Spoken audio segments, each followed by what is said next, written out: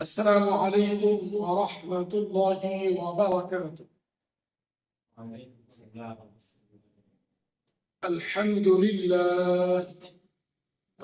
لله أستعينه وأستغفره ونعوذ بالله من شرور أنفسنا. من يهده الله فلا مضل له ومن يضلله فلا هادي له، ونشهد أن لا إله إلا الله وحده لا شريك له، ونشهد أن سيدنا وسندنا وحبيبنا وطبيب قلوبنا ومولانا محمد أرسله بالحق بشيرا ونذيرا وداعيا إلى الله بإذنه وسراجا منيرا.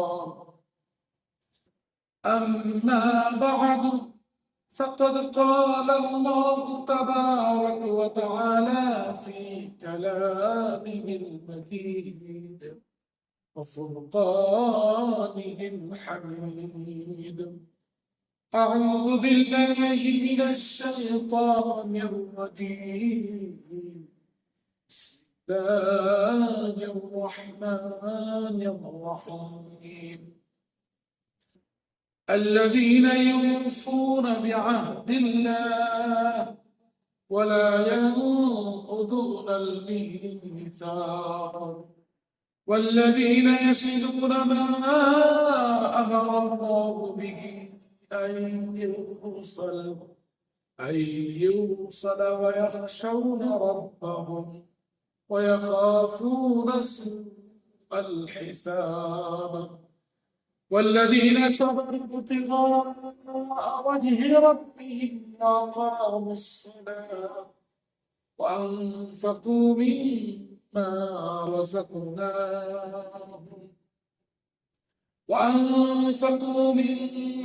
رزقناهم سرا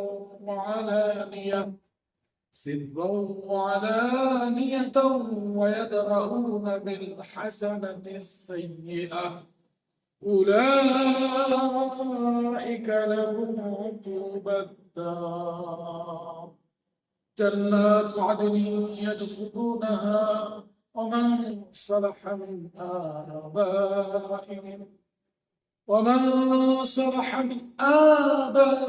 آبائهم وأزواجهم وذرياتهم، والملائكة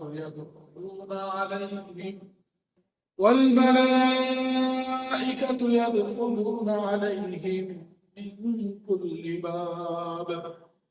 سلام عليكم بما صبرتم فنعم عقبى الدار. آمنت بالله صدق الله العلي العظيم। প্রিয় হাজিরিন, আল্লাহ তাআলার দরবারে লাখ কোটি শুকরিয়া যে মহান রব্বুল আলামিনের অশেষ রহমত ও কৃপায় আমরা সুস্থ শরীরে সুস্থ মস্তিষ্কে তার নিকট সর্বাপেক্ষা প্রিয় স্থান মসজিদে এসে জুমার নামাজ আদায়ের জন্য সমবেত হতে পেরেছি। মহান মালিক আমাদেরকে তৌফিক দান করছেন, সেই মালিকের দরবারে দিল থেকে কালিমাত শুকর আদায় করি আলহামদুলিল্লাহ। বান্দা বড় অক্ষম দুর্বল, আল্লাহ তাআলা মানুষকে বড় দুর্বলতা দিয়ে অক্ষমতা দিয়ে সৃষ্টি করেছেন।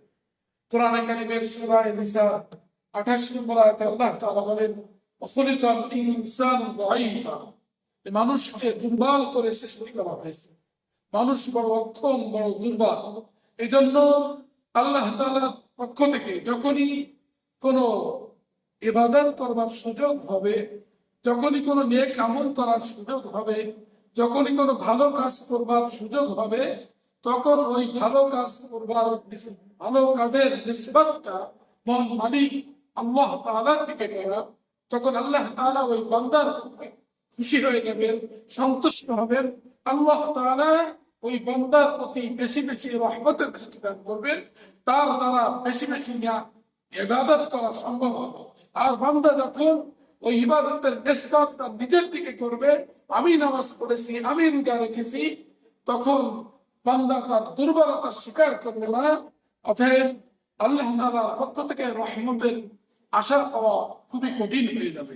এই জন্য আমাদের উচিত, যখনই মহান মালিক আমাদেরকে কোনো ইবাদত করার সুযোগ দিবেন, সাথে সাথেই ওই ইবাদতের নিসবতটা মহান মালিকের দিকে করা, যে আল্লাহ আমাকে তৌফিক দান করছেন তাই আমি নামাজ পড়তে আসতে পেরেছি, আল্লাহ তাআলা আমাকে তৌফিক দান করছেন তাই আমি হজ করতে পেরেছি, আল্লাহ তাআলা আমাকে তৌফিক দান করছেন তাই আমি যাকাত দিতে পেরেছি, আল্লাহ তাআলা আমাকে তৌফিক দান করছেন তাই আমি এই ইবাদত করতে পেরেছি, এই ভালো কাজ করতে পেরেছি।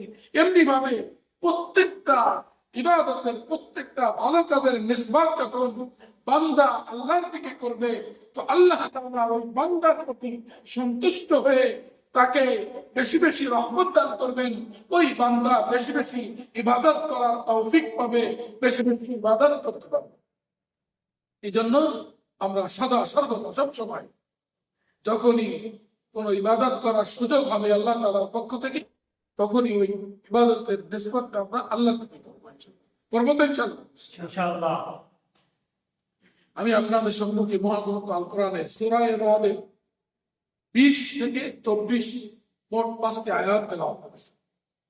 এই আয়াতে কারিমাগুলির মধ্যে মহান রব্বুল আলামিন তার আনুগত্যশীল বান্দাদের এমন 9টি অসাধারণ গুণ বর্ণনা করেছেন, যারা দুনিয়ার জীবনে এই গুণগুলি অবলম্বন করবে, তাদের জীবনকে এই গুণগুলি অবলম্বন করে তাদের 3.5 হাত বডিকে সে অনুযায়ী সাজাবে, আল্লাহ তাআলা তাদের প্রত্যেককে জান্নাতে আদন তথা চিরস্থায়ী জান্নাত দান করবেন।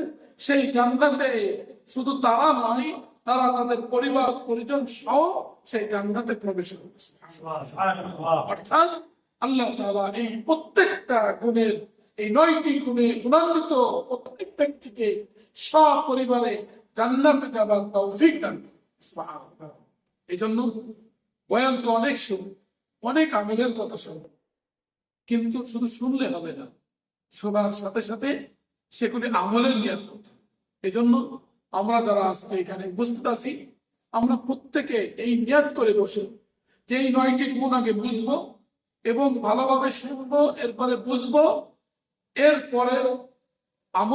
পরের কাজ হলো যে আমরা প্রত্যেকটা আমল সঠিকভাবে, প্রত্যেকটা গুণ অবলম্বন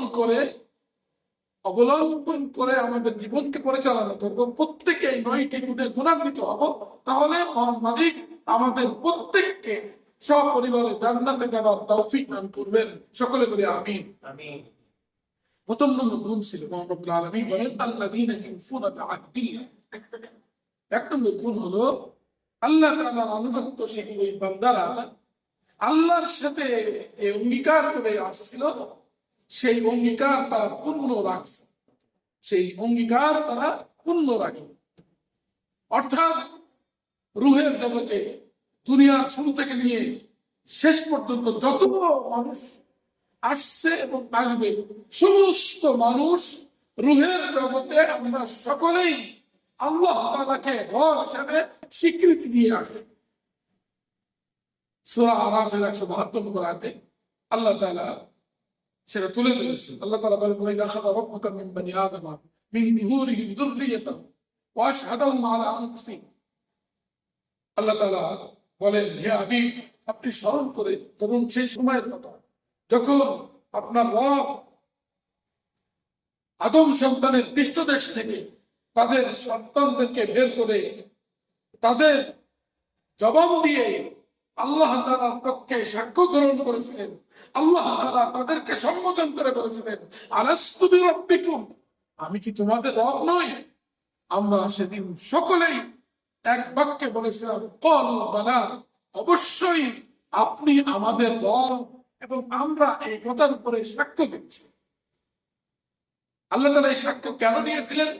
যাতে দুনিয়ার জীবনে এসে আমরা যেন ভুলে না যাই, আমরা যেন আল্লাহ তাআলাকে না বলতে পারি যে আমরা তো আপনার সাথে যে অঙ্গীকার করে আসছি, কমিটমেন্ট করে আসছি, সেটা তো আমরা ভুলে গিয়েছি, আমরা তো জানতাম না। এই কারণে আল্লাহ তাআলা আমাদের প্রত্যেকের থেকে প্রতিশ্রুতি দিয়েছে। আমরা প্রত্যেকে আল্লাহ তাআলার সাথে প্রতিজ্ঞা করে আসছি, অঙ্গীকারাবদ্ধ হয়েছি, প্রতিশ্রুতি দিয়ে আসছি যে আল্লাহ আপনি আমাদের রব। এই সকলেই যে আমরা প্রতিশ্রুতি দিয়ে আসছি, আল্লাহ তাদের সাথে প্রত্যেকে কমিটমেন্ট করে আসছে। এই কমিটমেন্ট যারা দুনিয়ার জীবনে প্রতিটা সেক্টরে, প্রতিটা মুহূর্তে, প্রতিটা ক্ষেত্রে ওই প্রতিশ্রুতি রক্ষা করে তাদের জীবনকে পরিচালনা করতে পারবে, অর্থাৎ প্রত্যেকটা মুহূর্তে সে স্মরণ করবে আমি তো আল্লাহর সাথে প্রতিশ্রুতি দিয়ে আসছি যে আমার রব হলো আল্লাহ। আমার প্রতিটা মুহূর্তে আমি কি করতেছি না করতেছি, আমার শারীরিক হাত বডি দ্বারা যত কার্যক্রম চলতেছে সব কিছুই আমার রব দেখতেছেন, শুনতেছেন, জানতেছেন। তার দেখার, জানার, শোনার বাইরে আমাকে কিছুই করা সম্ভব না। অতএব আমাকে হিসাব করে চলতে হবে। আমার রবের সাথে আমি অঙ্গীকারাবদ্ধ যে তিনি আমার রব, তাকে সন্তুষ্ট রেখেই আমাকে চলতে হবে। এইভাবে প্রতিশ্রুতি অনুযায়ী যে তার জীবনকে পরিচালনা করে যাবে, তারাই হবে জান্নাতে আদনার অধিকারী। এই জন্য আমরা চেষ্টা করব প্রতিটা মুহূর্তে মহান রব্বুল আলামিনের সাথে যে কমিটমেন্ট করে আসছি, যে প্রতিশ্রুতি দিয়ে আসছি, সেই প্রতিশ্রুতি রক্ষা করে চলবে। এক নম্বর গুণ হলো আল্লাহর সাথে দেওয়া অঙ্গীকার তারা পূর্ণ করে চলে। দ্বিতীয় নম্বর গুণ সম্পর্কে আল্লাহ তাআলা বলেন ওয়ালা ইয়ানকুদুনাল মিসাক, তারা আল্লাহর সাথে কমিটমেন্ট করে আসছে, অঙ্গীকার করে দিয়ে আসছে, সেই অঙ্গীকার, সেই প্রতিশ্রুতি তারা ভঙ্গ করে না। অর্থাৎ ওই যে রুহের জগতে অঙ্গীকার করে আসছিলাম আমরা, সেই অঙ্গীকারকে তারা ভোলে না। তেমনি ভাবে এখানে আল্লাহর সাথে দেওয়া যে অঙ্গীকার, এটাও এর অন্তর্ভুক্ত। পাশাপাশি মানুষ একে অপরের সাথে যে প্রতিশ্রুতি দেয়, একে অপরের কাছে যে কমিটমেন্ট করে, ওয়াদা করে, এটাও এর অন্তর্ভুক্ত। অর্থাৎ আল্লাহর সাথে দেওয়া অঙ্গীকার যেমন সে ভঙ্গ করে না, তেমনি ভাবে একে অপরের সাথে যে অঙ্গীকারে অঙ্গীকারাবদ্ধ হয়, একে অপরকে যে প্রতিশ্রুতি দেয়, সেটাও সে কি করে না, ভঙ্গ করে। উভয় অঙ্গীকার সে পূর্ণ রাখে, অঙ্গীকার ভঙ্গ করে না। তাহলে দ্বিতীয় নম্বর গুণ হলো যে তারা অঙ্গীকার কি করে না, ভঙ্গ করে না। কোন প্রকার কোন অঙ্গীকার ভঙ্গ করে না। এই অঙ্গীকার রক্ষা করা, প্রতিশ্রুতি রক্ষা করা এত গুরুত্বপূর্ণ একটা বিষয়, গুরুত্বপূর্ণ একটা ইবাদত। সহিহ তারগীবের 3004 নম্বর হাদিসে আছে। এই হাদিসে নবী রাসূল করিম সাল্লাল্লাহু আলাইহি সাল্লামের অনেক প্রিয় সাহাবী, তিনি রাসূলুল্লাহ সাল্লাল্লাহু আলাইহি সাল্লামকে 10 বছর খেদমত করেছেন। আনাস বিন মালিক রাদিয়াল্লাহু আনহু তিনি বলেন মা খাতাবানা রাসূলুল্লাহ সাল্লাল্লাহু আলাইহি সাল্লাম ইল্লা ক্বালা লা ঈমানা লিমান আমানাকা ওয়ালা দীনা লিমান ওয়াহাদা। আনাস বিন মালিক রাদিয়াল্লাহু আনহু বলেন রাসূলুল্লাহ সাল্লাল্লাহু আলাইহি সাল্লাম যখনই আমাদের কোনো বয়ান করতেন, যখনই কোনো খুতবা দিতেন, যখনই কোনো নসিহত পেশ করতেন, তখনই তিনি বলতেন লা ঈমানা লিমান লা আমানাতা লা, তার ঈমান নাই যার আমানতদারি নাই। যে আমানত রক্ষা করতে জানে না সে কোনো ঈমানদার নয়।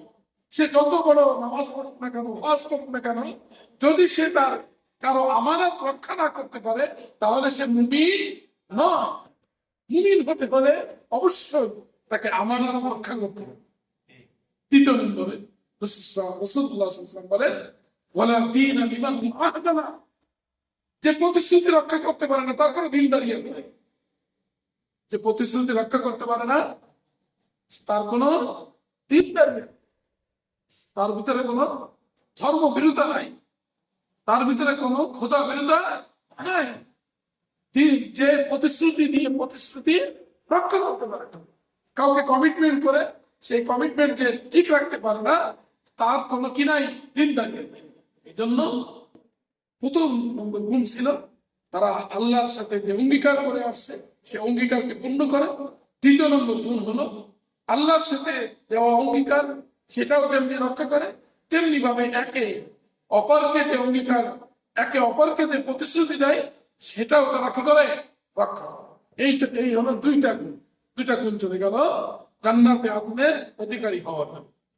তৃতীয় নম্বর গুণ সম্পর্কে মহান রব্বুল আলামিন বলেন, والذين يصلون ما أمر الله أن والذين يصلون ما أمر الله به أن يوصل।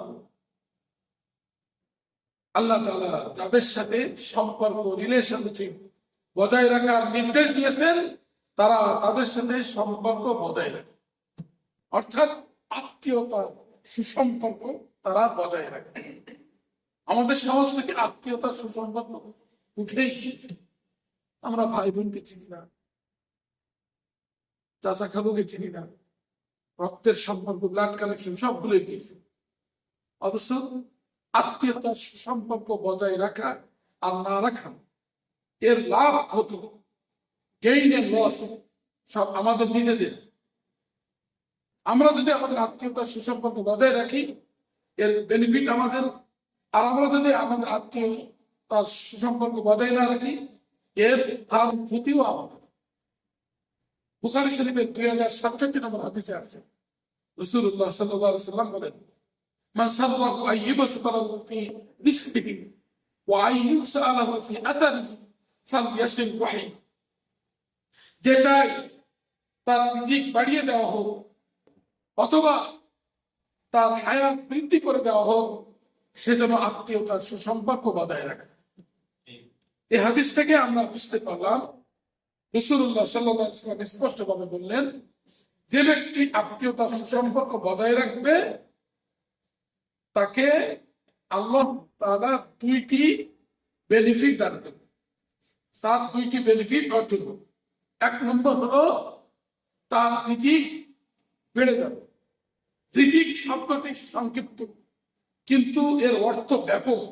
রিজিক বলতে ইসলাম শরিয়াতে একজন ব্যক্তির জীবনের শুরু থেকে নিয়ে শেষ পর্যন্ত যা কিছু প্রয়োজন, মহান রব্বুল আলামিন তাকে যা কিছু দেন, তার জন্য যত নিয়ামত দান করেন, খাওয়া পড়া সবকিছু, এর অল এভরিথিং, সব কিছুর সমষ্টিকে বলা হয় কি? রিজিক। এই রিজিকের ভিতরে আল্লাহ তাআলা কি করবেন? বরকত দান করবেন, বাড়িয়ে দিবেন। দ্বিতীয় নম্বর হলো তার হায়াত বাড়িয়ে দেবে। হায়াত বাড়িয়ে দেওয়ার অর্থ কি?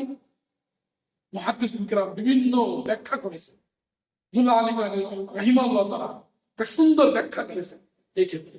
তিনি বলেন, কলিলুশ শাই কাসীরুন নাফা।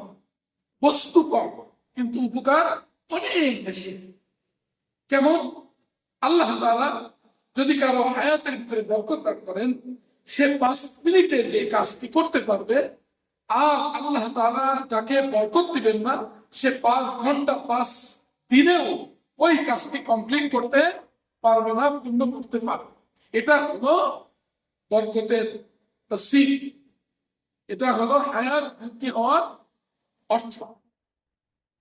তাহলে আমরা যদি আত্মীয়তার সুসম্পর্ক বজায় রাখি, তাহলে আমাদের দুটি বেনিফিট অর্জন হবে। এক নম্বর হলো আমাদের আমাদের রিজিকের ভিতরে বরকত হবে, আল্লাহ তাআলা রিজিক বাড়িয়ে দিবেন। দ্বিতীয় নম্বর, আমাদের হায়াতের ভিতরে বরকত হবে, হায়াতের ভিতরে বরকত হবে। আমরা যদি আত্মীয়তার সুসম্পর্ক বজায় রাখি, তাহলে আমরা সরাসরি আল্লাহ তাআলার রহমত পাই। বুখারী শরীফের 5988 নম্বর হাদিসের ভিতরে রাসূলুল্লাহ সাল্লাল্লাহু আলাইহি ওয়াসাল্লাম বলেন, ইন্নার রাহিমা সুজনাতুম মিনার রহমান। রহিম এই সম্পর্ক, এটা দয়াময় আল্লাহ তাআলার অংশ, সেখান থেকে নেওয়া হয়েছে, সংকলিত। আল্লাহ তাআলা ফাকাল আল্লাহ তাআলা, আল্লাহ তাআলা বলেন, মান ওয়াসালাকি ওয়াসালতুহু। তোমার সাথে যে সম্পর্ক রাখবে, তোমার সাথে যে সুসম্পর্ক রাখবে, আমি আল্লাহ তার সাথে সুসম্পর্ক রাখবো, অর্থাৎ আমি আল্লাহ তার প্রতি রহমত দান করব। ওমান কাতাআকি কাতাতুহু। আর তোমার থেকে যে সম্পর্ক ছিন্ন করবে, আমি আল্লাহ তার থেকে সম্পর্ক ছিন্ন করব। আমিও আল্লাহ তার থেকে সম্পর্ক ছিন্ন করব। তার আত্মীয়তার সুসম্পর্ক বজায় রাখলে লাভ কাদের? আমাদের। বড় পরিতাপের সাথে করতে হয়, ভাই বোনের সম্পর্ক তো দূরের কথা, আল্লাহর সন্তুষ্টি অসন্তুষ্টি, যাদের সন্তুষ্টি অসন্তুষ্টির উপর ডিপেন্ড করে, আল্লাহর ইবাদত করার পর যাদের খেদমত করা ফরজ, যাদের ওসিলায় আমরা এই দুনিয়াতে এসেছি, সেই পিতা মাতাকে আমরা ভুলে গিয়েছি, সেই পিতা মাতার খেদমত আমরা করি না। অথচ আমরা যদি পিতা মাতার খেদমত করতাম, আমরা যদি পিতা মাতার সঠিক খেদমত করতে পারি, তাহলে আমাদের রব আমাদের উপর সন্তুষ্ট, আমাদের রব আমাদের উপরে সন্তুষ্ট হবেন, আমাদেরকে আল্লাহ তাআলা জান্নাত দান করবেন। আর আমাদের পিতা মাতা যদি অসন্তুষ্ট হয়ে যায়, আমার রব আমার উপরে কে হয়ে যাবেন? অসন্তুষ্ট হয়ে যাবেন। তিরমিজি শরীফের 1899 নম্বর হাদিসে রাসূলুল্লাহ সাল্লাল্লাহু আলাইহি ওয়াসাল্লাম বলেন, রিদার রব্বি ফি রিদাল ওয়ালিদাইন ওয়া সাখাতুর রব্বি ফি সাখাতিল ওয়ালিদাইন। পিতামাতার সন্তুষ্টির মধ্যেই আল্লাহ তাআলার সন্তুষ্টি, পিতামাতার অসন্তুষ্টির মধ্যেই আল্লাহ তাআলার অসন্তুষ্টি। অর্থাৎ আমার রব আমার উপরে সন্তুষ্ট কি অসন্তুষ্ট, এর বাহ্যিক আলামত নিদর্শন হলো যে আমার পিতামাতা আমার উপরে সন্তুষ্ট। যদি আমার পিতামাতা আমার উপরে সন্তুষ্ট থাকে, তাহলে বুঝতে হবে আমার রব আমার উপরে সন্তুষ্ট। আর যদি আমার পিতামাতা আমার উপরে সন্তুষ্ট না থাকে, তাহলে বুঝতে হবে আমার রব আমার উপরে অসন্তুষ্ট। এই জন্য আমরা যদি চাই যে আমাদের রিজিকের ভিতরে বরকত দেওয়া হোক, আমাদের হায়াতের ভিতরে বরকত দেওয়া হোক, আমার আল্লাহ তাআলার রহমত আমরা পাই, আল্লাহ তাআলার সন্তুষ্টি আমরা যদি পেতে চাই, তাহলে আমাদেরকে পিতা মাতা সহ সমস্ত আত্মীয়দের মধ্যে, আত্মীয়দের সাথে সুসম্পর্ক বজায় রাখতে হবে। আল্লাহ তাআলা আমাদের সকলকে আল্লাহ তাআলার সন্তুষ্টি পাওয়ার লক্ষ্যে, আল্লাহ তাআলার রহমত পাওয়ার লক্ষ্যে, আল্লাহ তাআলার পক্ষ থেকে হায়াতের ভিতরে বরকত, রিজিকের ভিতরে বরকত পাওয়ার লক্ষ্যে আমাদের সকলকে পিতা মাতা সহ সমস্ত আত্মীয়তার সুসম্পর্ক বজায় রেখে জন্য তৌফিক দান করুন। সবাই বলে আমিন। তাহলে দ্বিতীয় নম্বর গুণ ছিল আত্মীয়তার সুসম্পর্ক বজায় রাখা।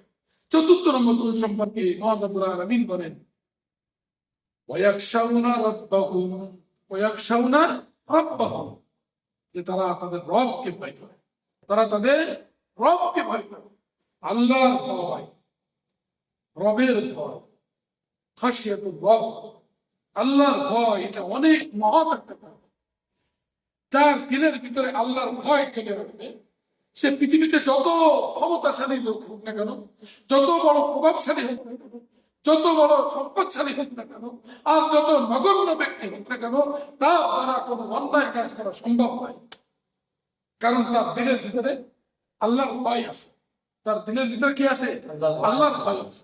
যখনই সে কোনো পাপ কাজ করতে যাবে, সাথে সাথেই তার স্মরণ হবে পৃথিবীর কেউ দেখছে না, কিন্তু আল্লাহ তাআলা আমাকে দেখতেছে। পৃথিবীর কেউ দেখতেছে না, কিন্তু কে দেখতেছেন? আল্লাহ তাআলা আমাকে দেখতেছে, আল্লাহ তাআলা আমাকে দেখতেছে।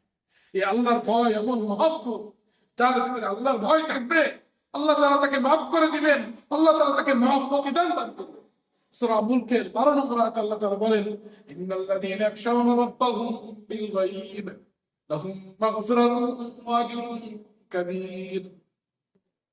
নিশ্চয় যারা আল্লাহ তাআলাকে না দেখে ভয় করে, তাদের জন্য রয়েছে আল্লাহ তাআলার পক্ষ থেকে মাগফিরাত এবং মহা প্রতিদান তথা জান্নাত।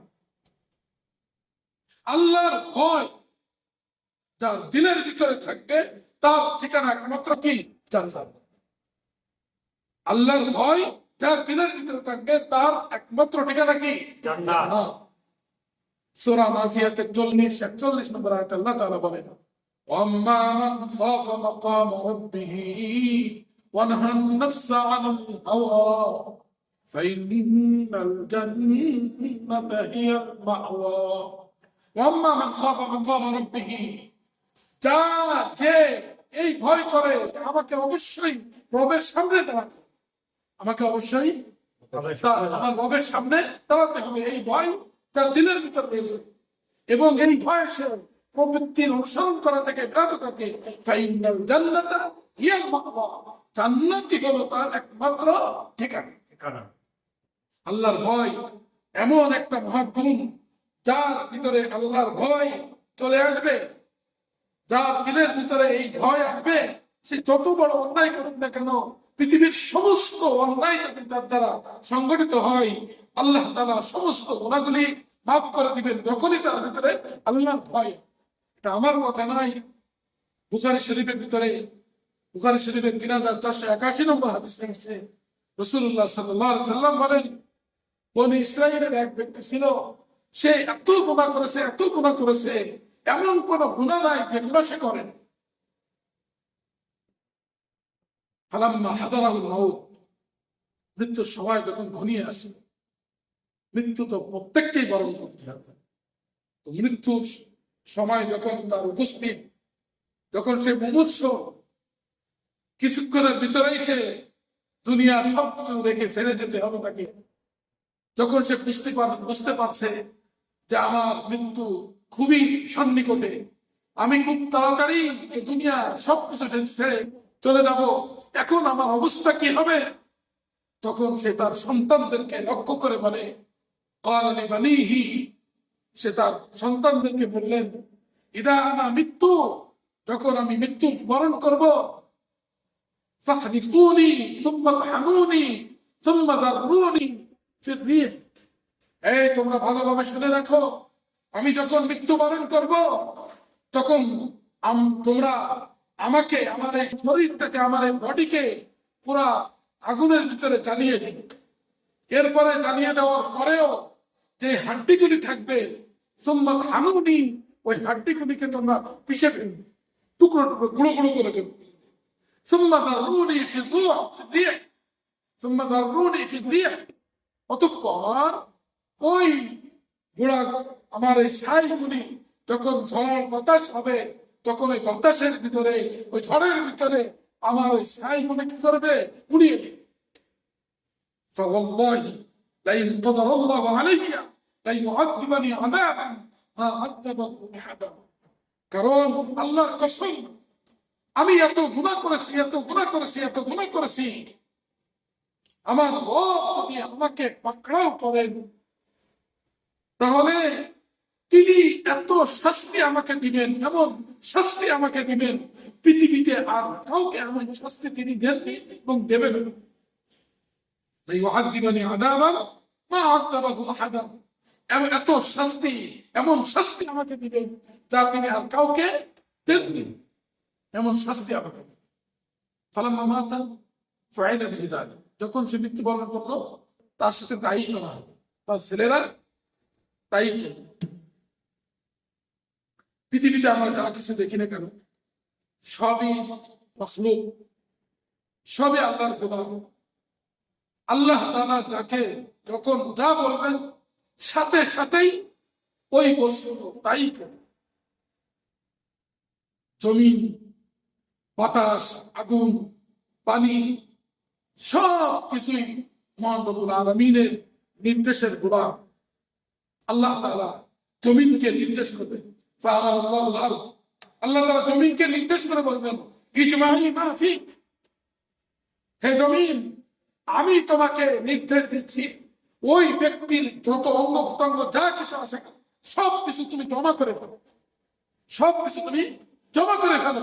ফাইদা হুয়া কাইমুন, জমিন আল্লাহ তাআলার নির্দেশে ওই ব্যক্তির সমস্ত অঙ্গ প্রত্যঙ্গ সবকিছু একত্রিত করে একজন পুরোপুরি সুস্থ মানুষ রূপে আল্লাহ তাআলার সামনে উপস্থিত করবেন। ফাইদা হুয়া কাইমুন, সে দাঁড়িয়ে থাকবে আল্লাহ তাআলার সামনে।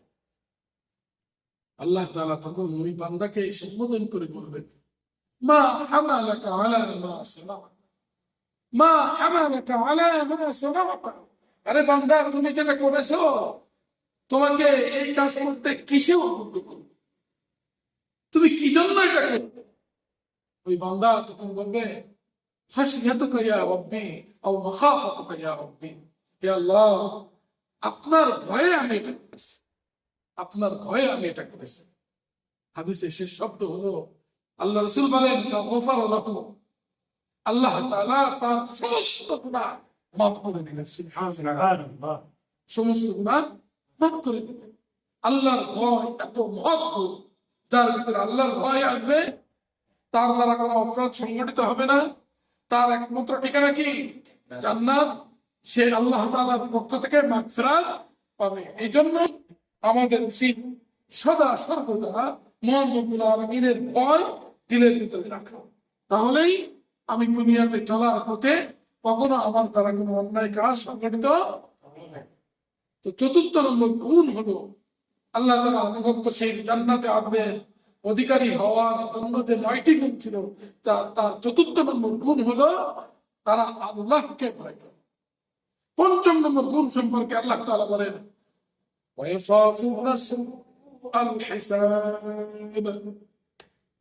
তারা আখিরাতের কঠোর হিসাবের ভয় করে।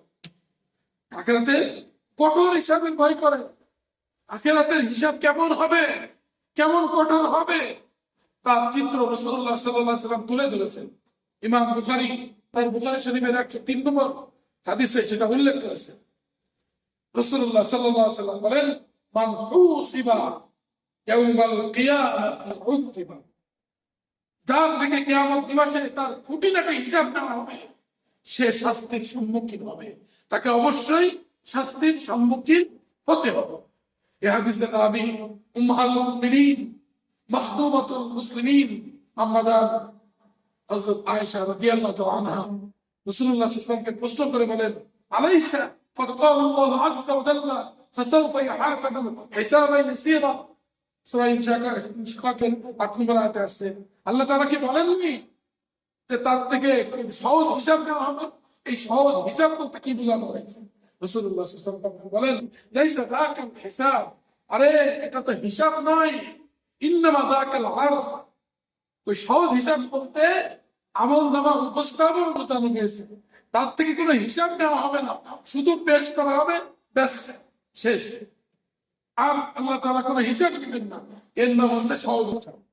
এটা বোঝার জন্য আমরা দুনিয়াতে বিভিন্ন অফিসে আমাদের বিভিন্ন ফাইল সিগনেচারের জন্য পাঠানো হয়,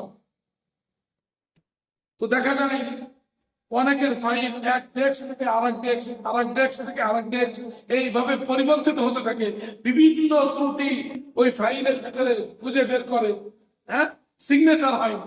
আর কারো ফাইল সাথে সাথেই দেখেই ব্যাস সিগনেচার করে দেওয়া হয়, দেখে সাথে সাথেই সিগনেচার করে দেওয়া হয়। তো এটা হলো দুনিয়ার হিসাবে আছে।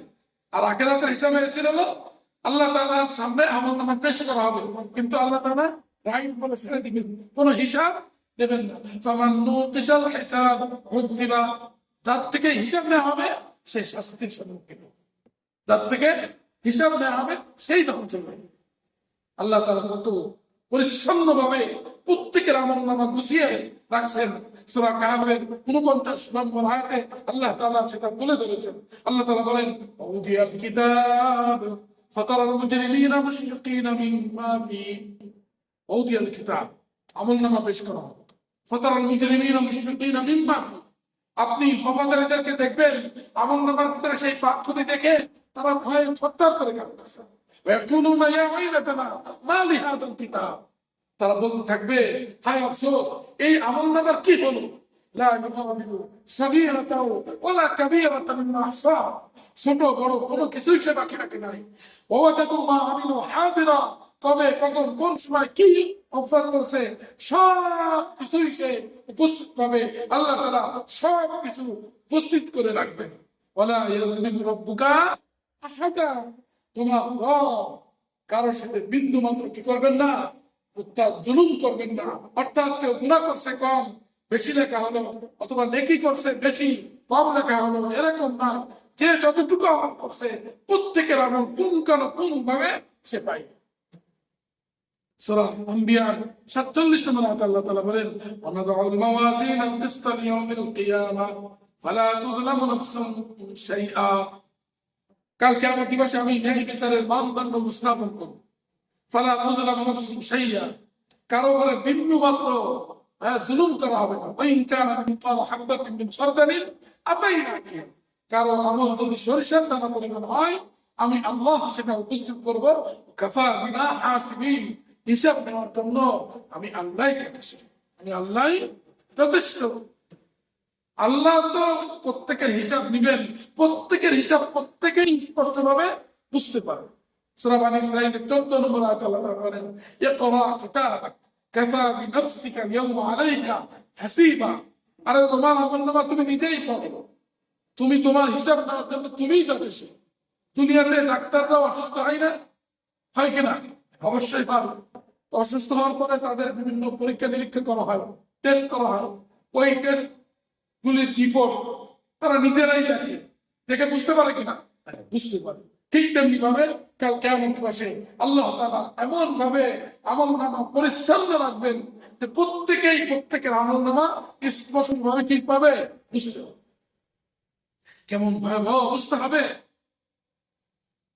মুসলিম শরীফের 2864 নম্বর হাদিসে রাসূলুল্লাহ সাল্লাল্লাহু আলাইহি ওয়াসাল্লাম তার চিত্র তুলে ধরেছে। তাদনু শামসু ইয়াউমাল কিয়ামতি মিনাল খালক। কিয়ামত দিবসে সূর্য মানুষের খুবই সন্নিকটে চলে আসবে। হাত্তা তাকুনা মিকদারি মিল, 1 মাইল ডিসটেন্সে সূর্য থাকবে। এখন সূর্য আমাদের থেকে 14,95,97,870 কিলো দূরে। 14,95,97,870 কিলোমিটার ডিস্টেন্সে এখন সূর্য। তাই চৈত্র মাসে কি অবস্থা হয়! আর তখন সূর্য থাকবে অনলি 1 মাইল তথা 1.6 কিলো দূরে। তাহলে কি ভয়াবহ অবস্থা হবে! সমস্ত মানুষ তারা তাদের আমল অনুযায়ী খামের ভিতরে ডুবতে থাকবে। কারো ঘাম তাদের গোড়ালি পর্যন্ত হবে, অমিন হুমাইয়া কারো ঘাম তাদের এই হাঁটু পর্যন্ত হবে, অমিন হুমাইয়া হাকওয়াই কারো ঘাম তাদের কোমর পর্যন্ত হবে, অমিন হুম্মাই ইলজিমুল আরাক ইলজাম আর কারো কারো ঘাম পুরা বডিকে ঢেকে ফেলবে। রাসূলুল্লাহ সাল্লাল্লাহু আলাইহি ওয়াসাল্লাম হাত দিয়ে ইশারা করে বলেন, মুখের দিকে ইশারা করে বলেন, মুখ পর্যন্ত ভরে যাবে। এই ভয়াবহ দিবসের উপায় করে চলা, ওই আখিরাত দিবসের প্রস্তুতি নিয়ে চলা, ওই আখিরাতের দিবসকে ভয় করে চলা, অর্থাৎ ওই আখিরাতের জন্য প্রস্তুতি নিয়ে চলা। প্রতিটা মুহূর্তে প্রতিটা পদক্ষেপ একটা পা ফেলার আগে চিন্তা করা যে এর পুঙ্খানুপুঙ্খ হিসাব আমাকে দিতে হবে। প্রত্যেকের ভেবে দেখা উচিত আগামীর কালের জন্য সে কি পাঠাচ্ছে, অর্থাৎ সে যে কাজটা করতেছে এটার হিসাব আল্লাহর কাছে দিতে হবে। তো 5 নম্বর গুণ ছিল তারা আখিরাতের কঠোর হিসাবের ভয় করে, অর্থাৎ ভয় করে সে অনুযায়ী নিজেকে প্রস্তুত করে ফেলে। 6 নম্বর গুণ সম্পর্কে আল্লাহ তাআলা বলেন, তারা আল্লাহ তাআলার সন্তুষ্টি অর্জনের নিমিত্তে ধৈর্য ধারণ করে। অর্থাৎ যখনই আল্লাহ তাআলার পক্ষ থেকে পরীক্ষা শুরু অথবা তার মর্যাদা বৃদ্ধির জন্য যখনই কোনো মুসিবত আসে, বিপদ আছে, ওই বিপদে সে অস্থির হয় না, বিচলিত হয় না, বরং সে মনে করে আল্লাহ তাআলা আমাকে মহব্বত করেন, আল্লাহ তাআলা আমাকে ভালোবাসেন, তার কারণে এমন বিপদ দিয়েছেন, এর থেকে বড় বিপদ ছিল ওই বিপদকে দূরীভূত করে আল্লাহ তাআলা ছোটখাটো বিপদ দিয়েছেন। অতএব আল্লাহ তাআলা আমাকে অবশ্যই ভালোবাসেন, ভালোবাসার কারণেই সে ওই মুসিবতে আল্লাহ তাআলার সন্তুষ্টি কামনা করে ধৈর্য ধারণ করতে থাকে, বিচলিত হয় না। আর বিচলিত হয়ে গেলে লাভও নাই, কারণ বিপদ যিনি দিয়েছেন তিনি ব্যতীত পৃথিবীর কেউ আমাকে ওই বিপদ থেকে রক্ষা করতে পারবে কেউ না। বিপদ দেওয়ার মালিকও যিনি, বিপদ মুক্ত করার মালিকও। গুড অ্যান্ড হার্ম, কল্যাণ অকল্যাণ, ক্ষতি মঙ্গল, এই সব কিছুর মালিক একমাত্র কে? আল্লাহ। সূরা ইউনূসের 107 নম্বর আয়াতে আল্লাহ তাআলা বলেন, ওয়া ইয়ামসাসকাল্লাহু বিদুররিন ফালা কাশিফা লাহু ইল্লা হু। হে হাবিব, আল্লাহ তাআলা আপনাকে যদি কোনো ক্ষতি চান, কোন ক্ষতি আল্লাহ তাআলার পক্ষ থেকে আপনাকে স্পর্শ করে, পৃথিবীর কেউ নাই সেটাকে খণ্ডন করবার, সেই বিপদ থেকে মুক্ত করবার কেউ নাই। আর আল্লাহ তাআলা যদি আপনার কোনো কল্যাণ চান, পৃথিবীর কেউ নাই সেই কল্যাণ থেকে আপনাকে বঞ্চিত করবো। তাহলে বিপদ দেওয়ার মালিক তিনি, বিপদ থেকে মুক্ত করার মালিকও তিনি। অতএব বিপদে বিচলিত না হয়ে ধৈর্য ধারণ করা আল্লাহর সন্তুষ্টি অর্জনের নিমিত্তে, এটাই হলো আমাদের আমল। এই আমল যদি আমরা করি তাহলে আল্লাহ তাআলা আমাদেরকে জান্নাত ব্যতীত অন্য কিছু দিয়ে সন্তুষ্ট হবে না। হাদিসে কুদসি বলা হয় যে হাদিসের শব্দ রাসূল সাল্লাল্লাহু আলাইহি ওয়াসাল্লামের আর অর্থ স্বয়ং আল্লাহ তাআলা। ইবনে মাজাহ 1308 নম্বর হাদিস, এটা হাদিসে কুদসি। এখানে আল্লাহ তাআলা বলতেছেন, ইয়াকুলুল্লাহ সুবহানাহু ওয়া তাআলা, ইয়া ইবনে আদম, হে আদম সন্তান, ইন সাবারতা ওয়াহতাবিসতা ইনদা সাদমাতিল উলা, হে আদম সন্তান, তুমি যদি ধৈর্য ধারণ করো এবং আমার পক্ষ থেকে প্রতিদান পাওয়ার আশা করো, লাম আরদালাকা সাওয়াবান দুনাল জান্নাহ, তাহলে আমি আল্লাহ তোমাকে জান্নাত ব্যতীত অন্য কিছু দিয়ে সন্তুষ্ট হব না, অর্থাৎ তোমাকে একমাত্র জান্নাতই আমি দেব। এই জন্য বিপদ আপদে অস্থির না হয়ে, বিচলিত না হয়ে ধৈর্য ধারণ করো। তো আল্লাহ তাআলার আনুগত্যশীল জান্নাতে আদনের অধিকারী হওয়ার ৬ষ্ঠ নম্বর গুণ ছিল, আল্লাহর পক্ষ থেকে যখনই কোনো বিপদ আসে তারা আল্লাহর সন্তুষ্টি অর্জনের নিমিত্তে ধৈর্য ধারণ করে। ৭ম নম্বর গুণ সম্পর্কে মহান রব্বুল আলামিন বলেন, ওয়াকামুস সালাহ, তারা নামাজ কায়েম। ইকামাতুস সালাহ, নামাজ কায়েম করার অর্থ কি? তাফসীর ইবনে কাসীরের ভিতরে আব্দুল্লাহ ইবনে আব্বাসের রিওয়ায়াত আছে। তিনি বলেন, ইকামাতুস সালাতের উদ্দেশ্য হলো ইতমামুর রুকু ওয়াস সুজুদ ওয়াত তিলাওয়া ওয়াল খুশু' ওয়াল ইনকিবালু আলাইহি ফীহি, অর্থাৎ পরিপূর্ণভাবে রুকু করা, অর্থাৎ ধীর স্থির ভাবে রুকু করা, পরিপূর্ণভাবে সাজদা করা, ধীর স্থির ভাবে সাজদা করা, সাজদার তাসবিহটা সুন্দরভাবে পড়া,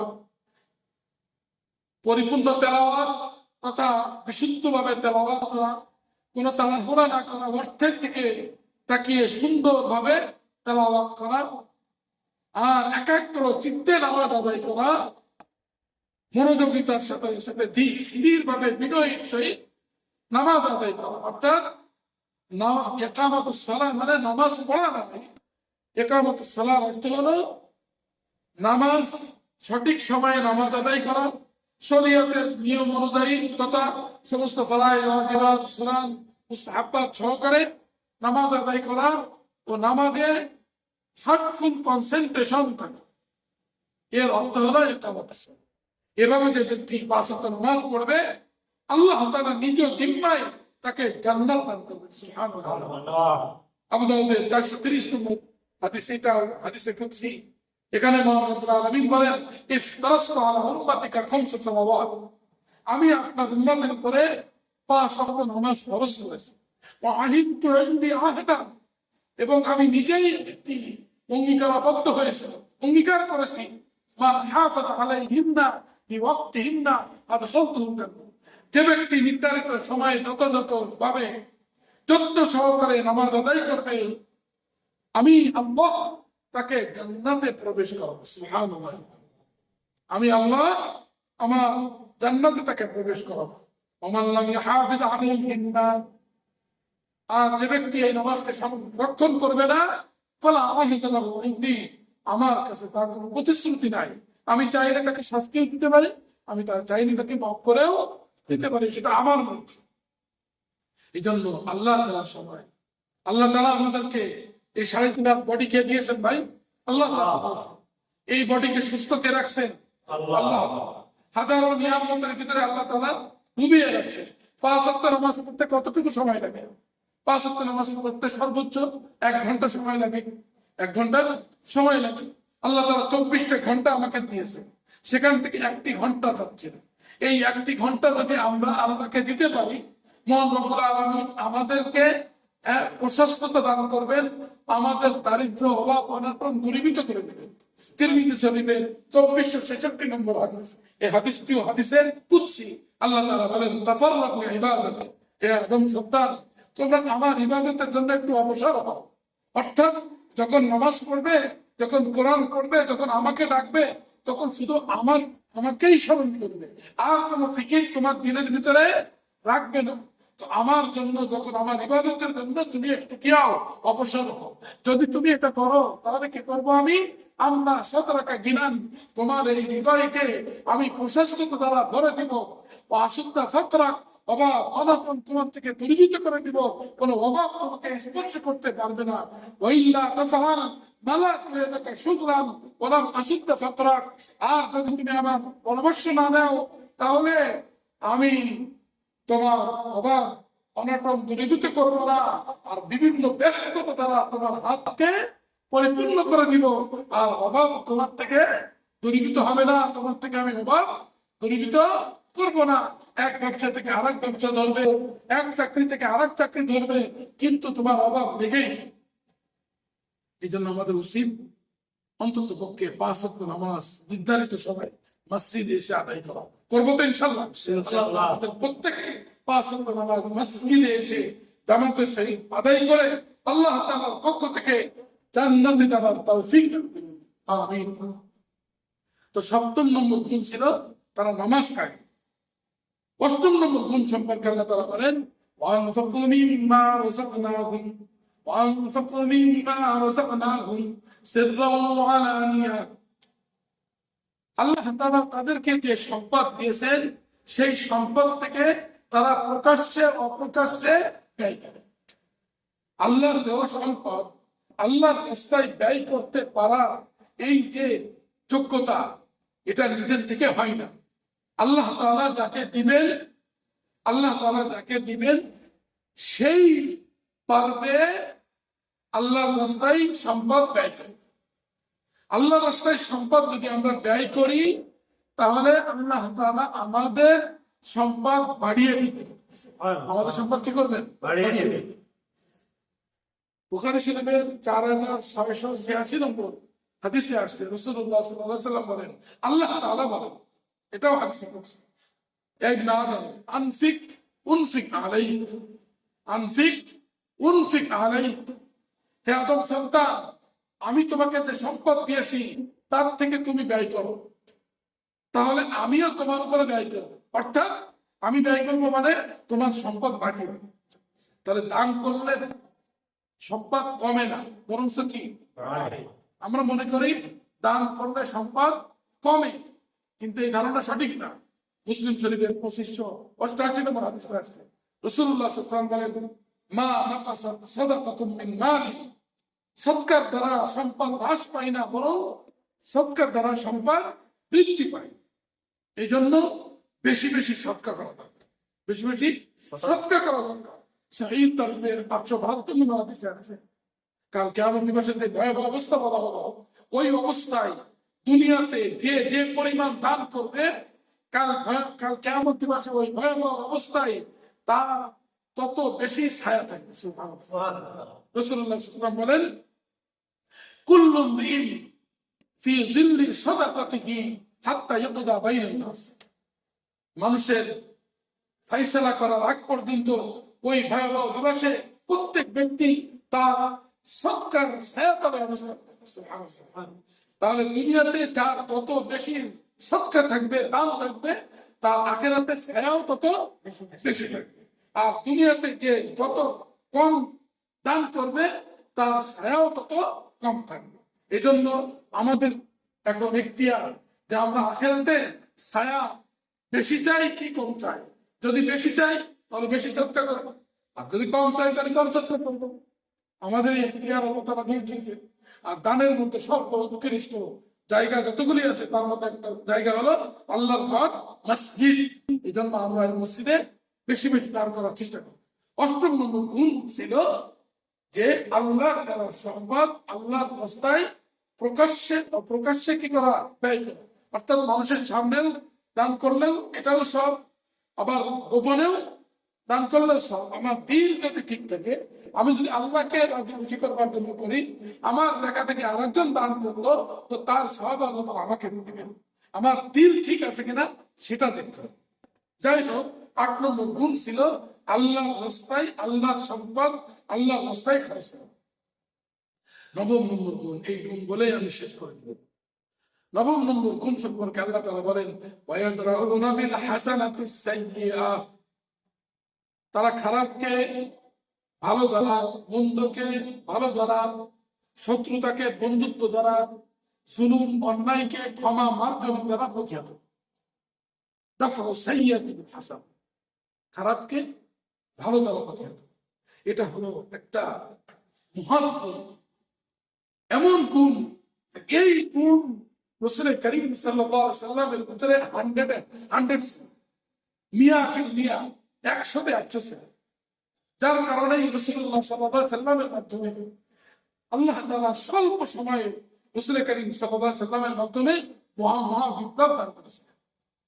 তার কারণ একটাই যে তিনি তার সাথে যে খারাপ আচরণ করছেন, আল্লাহ রাসূল তার সাথে ভালো আচরণ করছেন। তায়েফবাসী রাসূলুল্লাহ সাল্লাল্লাহু আলাইহি সাল্লামকে কি কষ্ট দিয়েছে, তায়েফবাসী রাসূলুল্লাহ সাল্লাল্লাহু আলাইহি সাল্লামকে কি কষ্ট দিয়েছে, মক্কাবাসী রাসূলুল্লাহ সাল্লাল্লাহু আলাইহি সাল্লামকে কি কষ্ট দিয়েছে। রাসূলুল্লাহ সাল্লাল্লাহু আলাইহি সাল্লাম যদি চাইতেন মক্কা বিজয়ের পরে প্রত্যেকের থেকে পূর্ণভাবে প্রতিশোধ গ্রহণ করতে পারতেন, কিন্তু রাসূলুল্লাহ সাল্লাল্লাহু আলাইহি সাল্লাম সেই প্রতিশোধ গ্রহণ করেননি। বরং রাসূল করিম সাল্লাল্লাহু আলাইহি সাল্লাম কি বলছেন, লা তাসরিবা আলাইকুম আল-ইয়াউম, আজকে আমি কারো থেকে কোনো প্রতিশোধ গ্রহণ করব না। আল্লাহ রাসূল শিখান কি করতে হবে আমাদের। তিরমিজি শরীফে 1987 নম্বর হাদিসে রাসূলুল্লাহ সাল্লাল্লাহু আলাইহি ওয়াসাল্লাম বলেন, ইত্তাকিল্লাহ হাইসুমা কুনতা, যেখানে থাকো না কেন আল্লাহকে ভয় করো, যেখানে থাকো না কেন আল্লাহকে ভয় করো। ওয়াত্তাবি সাইয়্যাতাল হাসানাত, যখনই কোনো গুনাহ হয়ে যায় সাথে সাথে নেকি করো, তামহুহা, ওই নেকিটা ওই গুনাহকে কি করে দিবে, মিটিয়ে দিবে। ওয়া খালিকিন নাসা বিখুলুকিন হাসান, মানুষের সাথে উত্তম আচরণ করো, মানুষের সাথে উত্তম আচরণ করো। আমরা যদি এই গুণটা অবলম্বন করতে পারি, তাহলে আমাদের ঘোর শত্রু সে অন্তরঙ্গ বন্ধুত্বের বঞ্চিত হয়ে যাবে। আল্লাহ তাআলা সূরা হামিম 34 নম্বর আয়াতে বলেন, ইদফা বিল্লাতি হিয়া আহসান, যেটা ভালো সেটা দ্বারাই খারাপের প্রতিহত করো, খারাপকে ভালো দ্বারা প্রতিহত করো। ফাইদাল্লাযী বাইনাকা ওয়া বাইনাহু আদাওয়া কাআন্নাহু ওয়ালিয়্যুন হামীম, তোমার মধ্যে আর তার মধ্যে ঘোর শত্রুতা রয়েছে। কাআন্নাহু ওয়ালিয়্যুন হামীম, সে তোমার অন্তরঙ্গ বন্ধুত্বে রূপান্তরিত হয়ে যাবে, সে তোমার অন্তরঙ্গ বন্ধু হয়ে যাবে। এই জন্য আমরা যদি এই গুণটা অবলম্বন করতে পারি, তাহলে আমাদের পৃথিবীতে চলার পথে কেউ কি থাকবে না, শত্রু থাকবে না, সবাই আমাদের বন্ধুত্বে রূপান্তরিত হয়ে যাবে। তো নবম নম্বর গুণ ছিল যে খারাপকে ভালো দ্বারা, শত্রুতাকে বন্ধুত্ব দ্বারা, অন্যায় জুলুমকে ক্ষমা মার্জনা দ্বারা কি করা, প্রতিহত করা। তো এই ছিল নবম নম্বর গুণ। এই 9টি গুণ যারা অবলম্বন করবে, 1 নম্বর হলো কি, আল্লাহর সাথে দেওয়া অঙ্গীকার পূর্ণ রাখা। 2 নম্বর, আল্লাহর সাথে দেওয়া অঙ্গীকার, মানুষের সাথে অঙ্গীকার, সমস্ত ধরনের অঙ্গীকার প্রতিশ্রুতি ভঙ্গ না করা, রক্ষা করা। 3 নম্বর হলো আত্মীয়তার সুসম্পর্ক বজায় রাখা। 4 নম্বর, সদা সর্বদা আল্লাহর ভয় দিনের ভিতরে রাখা। 5 নম্বর, কঠোর হিসাব, আখিরাত দিবসের কঠোর হিসাবে ভয় করো। এটা কত নম্বর? 5 নম্বর। 6 নম্বর হলো আল্লাহর সন্তুষ্টি অর্জনের নিমিত্তে ধৈর্য ধারণ করো। 7 নম্বর, সদা সর্বদা নামাজ পড়তে থাকা, নামাজ প্রতিষ্ঠা করা। আর 8 নম্বর, আল্লাহর সম্পদ আল্লাহর রাস্তায় প্রকাশ্যে ব্যয় করা। 9 নম্বর হলো খারাপের পরিবর্তে ভালো আচরণ করা, শত্রুতাকে বন্ধুত্বে রূপান্তরিত করা। দাফু সাইয়্যাতি বিল হাসানা, খারাপকে ভালো দ্বারা প্রতিহত করা। এই 9টি গুণ যারা অবলম্বন করবে, তাদের ব্যাপারে আল্লাহ তাআলা এবার তাদের প্রতিদান সম্পর্কে আল্লাহ তাআলা বলতেছেন, উলাইকা লাহুম উকুবাদ দার, এদেরই পরিণাম অতি উত্তম। উলাইকা লাহুম উকুবাদ দার, এদেরই জন্য রয়েছে উত্তম প্রতিদান। কি সেটা? জান্নাতু আদনিন, চিরস্থায়ী জান্নাত। ইয়াদখুলুনাহা, ওই চিরস্থায়ী জান্নাতে আদনে তারা প্রবেশ করবে। ওমান সালাহা মিন আবাইহিম ওয়া আজওয়াজিহিম ওয়া যুররিয়াতিহিম, তারা তো প্রবেশ করবে, সাথে সাথে সেখানে প্রবেশ করবে তাদের সৎকর্মশীল পূর্বপুরুষরা, তাদের স্ত্রীগণ এবং তাদের সন্তানেরা।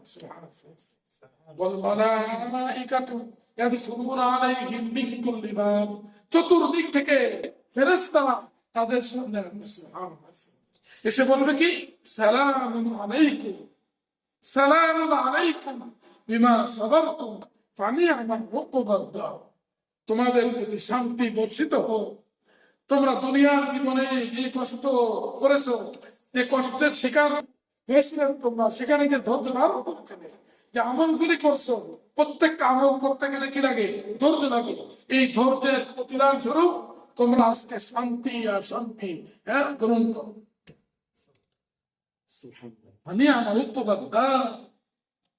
তোমাদের জন্য কতই না চমৎকার প্রতিদান, কতই না চমৎকার প্রতিদান। আল্লাহ তাআলা আমাদের প্রত্যেককে এই 9টি গুণ অবলম্বন করে সপরিবারে চিরস্থায়ী জান্নাতে আপনি প্রবেশ করবার তৌফিক দান করুন, আমিন। ওয়া আখিরু দাওয়ানা আনিল হামদুলিল্লাহি রাব্বিল আলামিন। আসসালামু আলাইকুম ওয়া রাহমাতুল্লাহি ওয়া বারাকাতুহু।